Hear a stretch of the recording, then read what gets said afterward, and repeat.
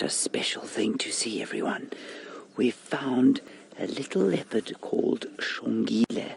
Now, I'm talking very quietly because Xongile is very close to us, only about 20 feet or so. She's young, like I say, 11 months old, and about the size, say, of a Labrador dog. I don't know if you know what a Labrador is. But when we got here, she looked a little bit nervous. Now, what I would like you to think about is why should this cat be nervous? We've seen her many, many, many times. And when we arrived here, she made a little snarling notion at us, like a growl. And then she relaxed. And now she is relaxed. Now, why do you think a leopard like this would feel uncomfortable initially, just for a little while when we first got here? What do you think the reason for that could be? And I'll tell you a bit about that after you've thought about it for a while. Now, this is one of our very favourite leopards. We spend a lot of time with them.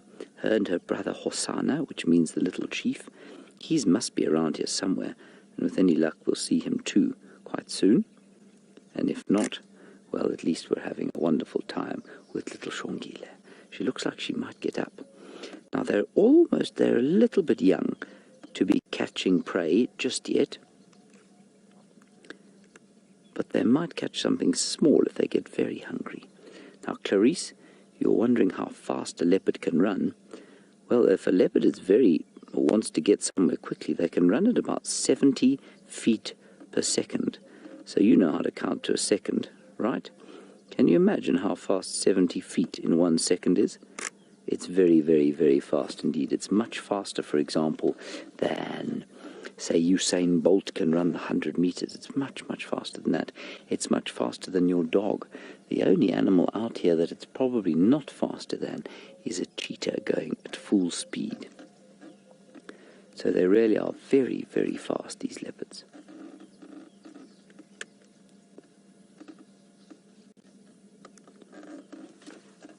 And Tristan, you're wondering now how fast cheetahs can run. Well, cheetahs can run at about 60 miles per hour.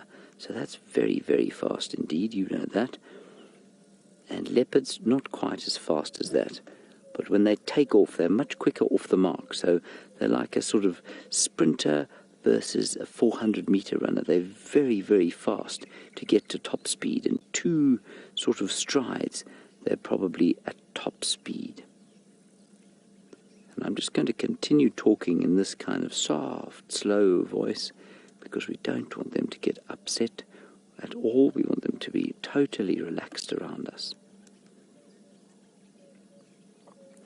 Evan, you say, how old is this leopard?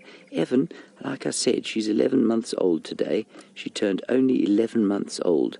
So she was born in January of, at least in February of 2016, on the 2nd of January 2016. And we all know what year we're in now, don't we? We're in the year 2017. And year 2017, of course, hopefully a good year for all of us, and hopefully for little Xongile too. Remember, it's going to be her first birthday. That's right, she's going to be 1 year old in just 1 month. I know that many of you won't remember your first birthdays. I certainly don't remember my first birthday. But what I can tell you is that a leopard is much older than we are at 1 year. So they're probably about the same as us when we're 7 or 8 even. So she's getting quite mature. They grow up very quickly, do leopards. Isn't she beautiful? And she'll be sleeping here for a little while. And in fact, probably quite a long while. And so what we will do is sit with her for a little bit longer, and then we'll go and see if we can't find her brother. Her brother must be around here. He could be lying in a tree somewhere very comfortably. He likes to sit in trees. He could be lying under a bush just next to her. That's why I keep on looking underneath all the bushes to see if maybe there's another leopard there. There's a termite mound not too far from here, which is a big castle of clay that leopards might like to sit on. So he could be anywhere around here. They're so very good at hiding. And how we'll find out is what we'll do is drive a bit, but also we'll listen. We'll listen to see if there are any birds that are perhaps making a noise and attracting their attention. Now, Mrs. Miller, you're wondering where her parents are. Well, I'm afraid her father has had nothing to do with her since the day he and her mother left each other. Now, leopards are not fathers, really. They're not very good fathers at all. They like just to, they mate, and then the female has to raise the babies all on their own. Now, her mother is off hunting for her. Her mother, whose name is Karula, is one of the most special leopards that we have here. She's a very, very good mother. These are her 10th babies, believe it or not, her 10th children, and so she's really very skilled at being a mother. And she's out hunting for them. She wants them to have something nice to eat for dinner.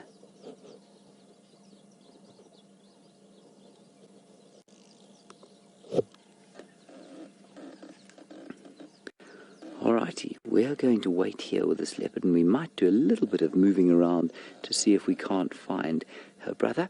While we do that, FW has got a flower that shouldn't live here. Well, we've come back and we've done a little sort of turnaround, everybody. What we did was we drove along the road both ways and looked into the shade and into the trees, and I don't know where the little fellow is. There is a termite mound not too far from here, like I said, and that is, of course, the big castle of clay where all the termites live. And I don't know if he's maybe around there, but we'll keep looking as the afternoon progresses and maybe we'll be lucky.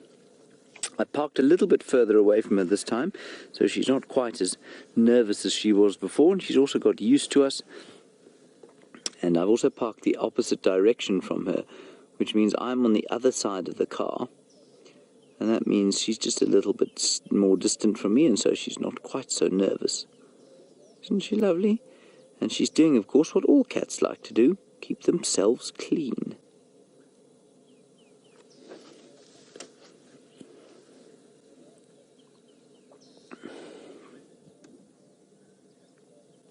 Oh, Colin, what a really, really good question. Now, we're sitting in the northeast corner of South Africa, which is pretty much as far south as you can go in Africa, and you say, are leopards only found in Africa? No, Colin, they aren't. You can't believe where they're found. If you go south from us, you'll eventually hit the Cape, which is still in South Africa, but you find leopards in the mountains of the Cape. Then you find leopards all the way up through Africa.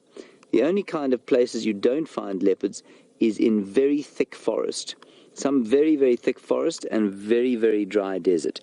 But otherwise you find leopards all the way up through Africa, then into the Middle East, all the way through the Middle East, into India, into Eurasia, so Kazakhstan and Afghanistan, you'll find leopards, and you'll find them all the way even into Russia, into the far east of Russia. And so they are found all over the place. And they all look slightly different from different areas, but they're the same species. I guess in the same way that human beings look different from different parts of the world, so leopards also look slightly different from different parts of the world. That's a great question. Thank you, Colin. All right, let's see if she might lead us to her brother now, you know.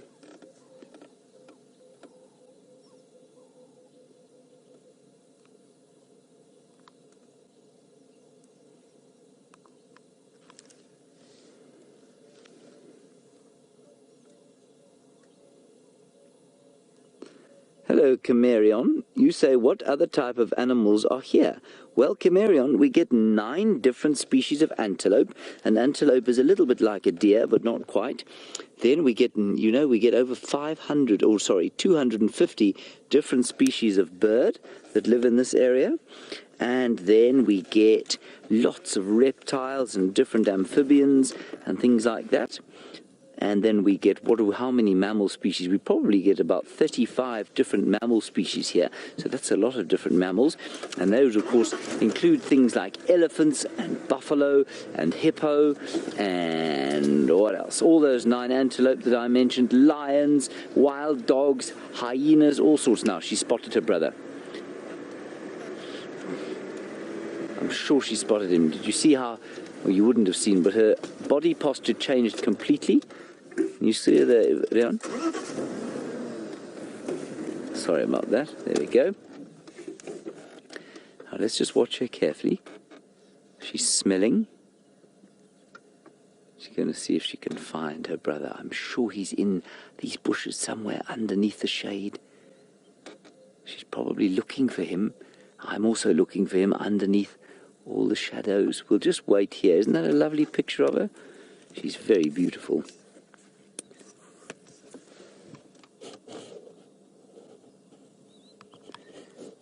And of course she's all one of our favourite leopards because she's so young, and we've watched her from when she was a tiny little cub. And now she's still a cub, but she's coming towards adulthood, and she'll probably leave her mum's territory any time from now, you know. She will become independent. I think she's looking for her brother. See, she's smelling. She's probably also making a slight noise, a little bit of a hissing sound. There, that's where she's looking. She's looking up. Now, what I don't want to do is drive in there just yet. Let's just wait and see if she can't find him. There we go. Watch her carefully. Look. She's either spotted something she wants to eat, or she can see her brother.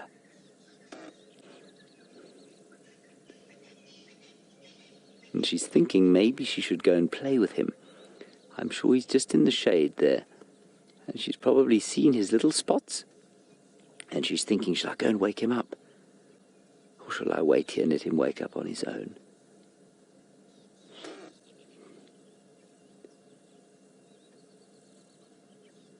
Did you see how she changed there? How she suddenly stood up very straight?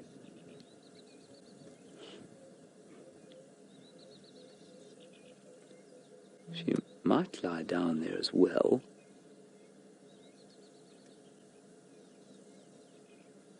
Alright, let's do a little bit of a move around. She looks like she's quite settled. And we always want to drive very carefully around the leopards here because we want them to be happy and comfortable around us. Hello, Miss Edwards. You're wondering about the difference between a leopard and a cheetah. I promise you, Miss Edwards, once you've seen them both, you would never confuse them. A cheetah is much taller than a leopard. They stand higher at the shoulder. They've got spots rather than rosettes. So that leopard's got spots arranged in little circles with a sort of golden brown bit in the middle. And the leopard has those tear marks that run down from the eye to the top, to the tip of the nose. Watch out, your head there, Jan. And the leopard doesn't have that. That's the cheetah that's got the tear marks. And then the cheetah's got a much smaller head in comparison with the leopard because they don't have nearly the same muscles. So they're much taller and slighter. And like I was saying, they're built more differently. They're built a little bit, I suppose, like an 800-meter runner would be as a human being, rather than a big, strong sprinter. Now, let's drive through here and see if we can't spot little Hosanna, the male, somewhere in the shade here. Now, she was looking up towards this shady area over here. Now, I wonder if the little fellow isn't in here. I can see her. And what I don't want to do is drive over a bush and make a big noise and give him a fright. But I can see where she's sitting. But you never know. You see, with a leopard, sometimes it feels like that they are right next to you, and they could be. Okay, let's go straight across to FW. I think he's got something else interesting to show you on foot. Right, everybody, adult, or children, just not at school. We're still with this leopard. We don't have long. I'm afraid we're going to have to leave probably in about 2 minutes or so. And I'm in two minds as to whether to move. It's just a slight move. I'm going to move backwards. Let's see if we can't get a slightly better view, because we don't have long with her. How's that, Rian? Is that all right? Beautiful.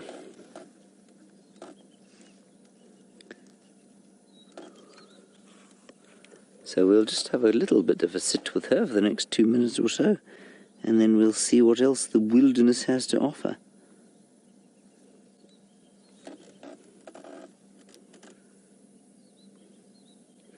She seems to be thinking about having a bit of a break there or something, I don't know. Maybe she'll head out from underneath. Get out from under there, we can't see you. There we go.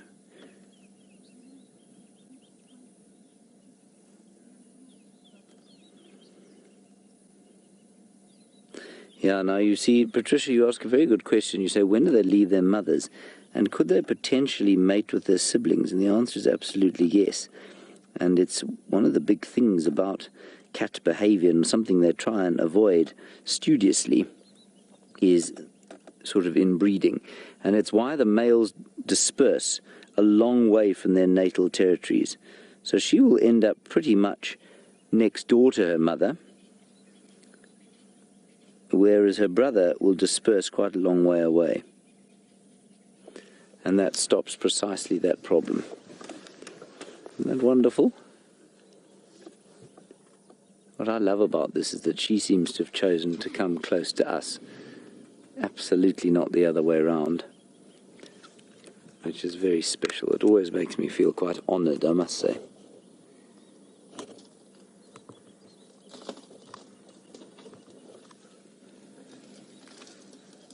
Now, where little Hosana is, I couldn't begin to tell you.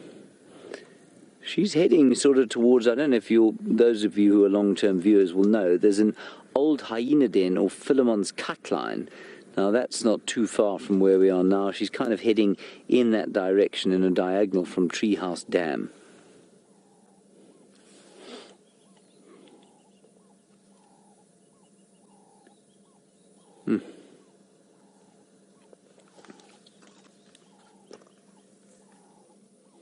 Beautiful.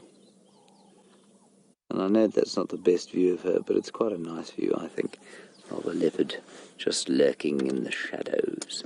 Where is her brother?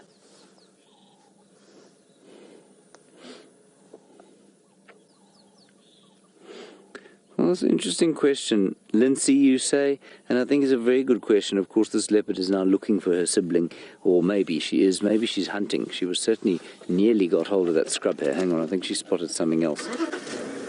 And Lindsay, you say, is it a disadvantage if they don't have litter mates? I'm going to say yes, probably slightly.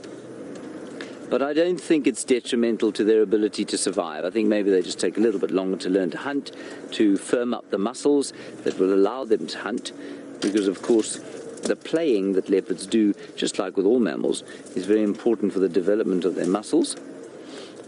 But I don't think that it will disadvantage them hugely. Interestingly, Karula, every time she's had successful litters, it's been 2 cubs. So, yeah, maybe it does.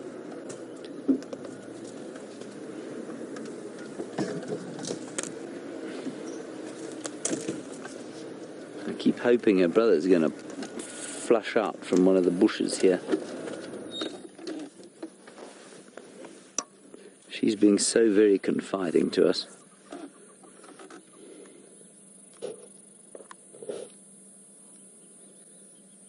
In the background you might just be able to hear a gorgeous cicada calling.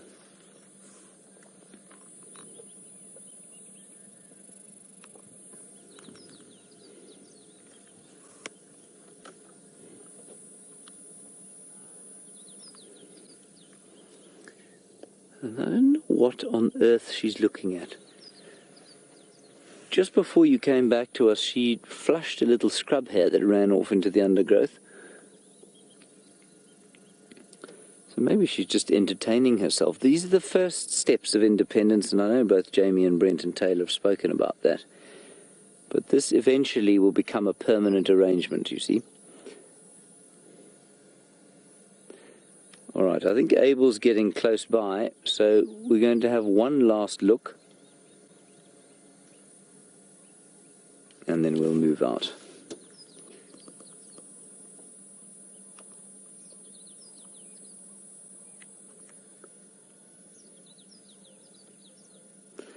I think this is probably a good time to leave. All right, everybody, while she's gone behind the shadows there and other vehicles are moving in, we're going to leave this beautiful leopardess. We might try and come back a bit later. Most of the people who are coming here are not from Djuma, so we'll try and come back a little bit later. Until then, go and join Taylor on Cheetah Plains. I didn't quite copy what she's found.